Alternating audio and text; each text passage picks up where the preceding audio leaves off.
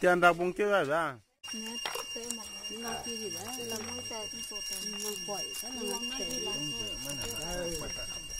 tiền nào cũng làm bấm rồi tiền nào nó cũng được tiền nào nó cũng prim cái này ơi không ơi ra ngoài chị ta con nào kêu ra kêu à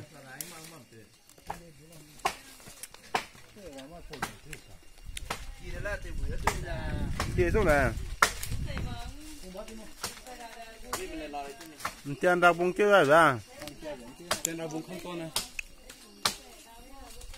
anh bằng kháng về còn đặt về ngô cá là nè mà lịch về đây mà lịch về đây đã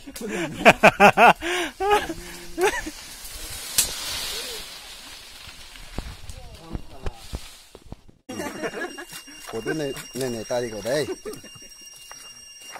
còn lắm khi bằng ấy ngay cả cái sẽ sang nó sẽ bầu của mày tại đây tuổi trẻ ngắn lâu mai tuổi cổ lồ đến mà lúc ai đến làm đến đây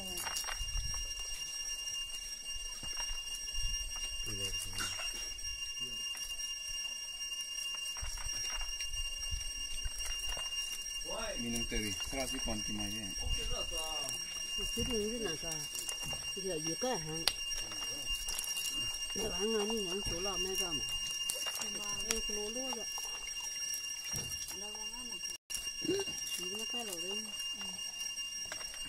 ai lên lại cho sòng sòng chẳng là gì nó cái giờ giết tay đó không bằng chia tiền nào nó cũng prim cái này kia này chỉ là mình nó sẽ giàu này hoài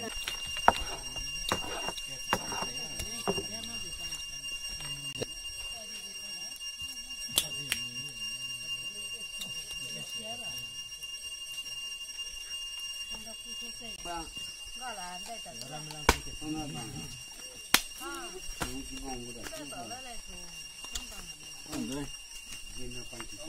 nó bằng một cái gì tôi gọi được nữa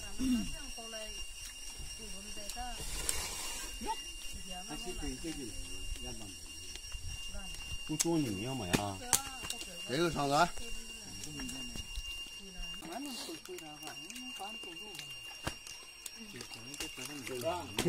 tôi lên rồi tôi này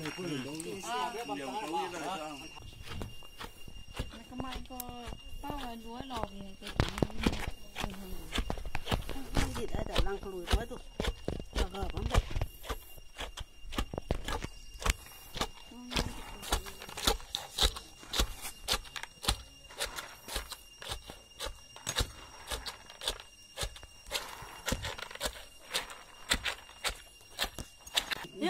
khoai cái này mình tèo luôn nó lại he đi tớ là cái bô cái luôn hả đây chỉ là cái xôi đây chỉ là cái xôi này bóc qua xí cái là nó chế điều còn cái nào cái gì này tiêu này đi đây sẽ tèo lại phụ cả cái nó sôi cả lại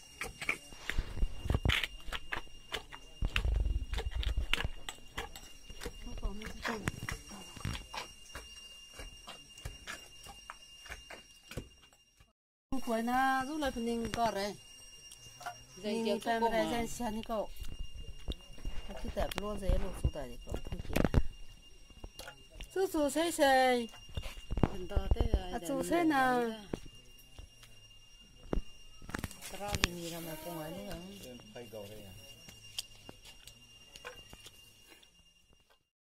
chơi bom nó ra nè nó tôi đã con nó ăn ra người ta cũng ta ăn gì cùng mà chơi đi làm được nó tao cũng rõ rồi bom này rồi sản vật là rồi bom đâu rồi cái sản vật rồi bom rồi này rồi bom ta đó rồi bom tụ ăn dày mà hay vậy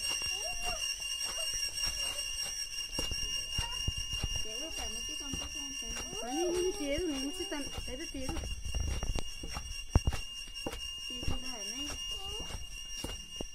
có bò bò tệ mà hả?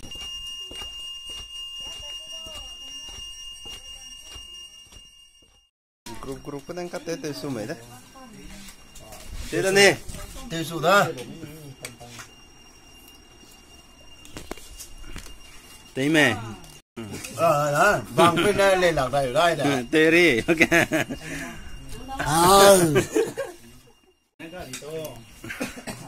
Phải đó. Bằng lâu. Bằng đấy đợt tê mẹ. Mau mà. Bằng cái sim pin cái lò hoặc kẹp anh đại phải đấy đâu, bộ chẳng ấy là chỗ phổi à. Cho, phải đó. Bằng là lúc là phôi năng cái đó luôn này. Cho, hay là cái đó đó. Sao? À, chú sĩ. Kia tu. À, cô mẹ mi nè tây bún nè, hết tây ta cũng sợi, cũng dễ cái nè tây sẽ cầm ta, mà cái trăm lên ta lại.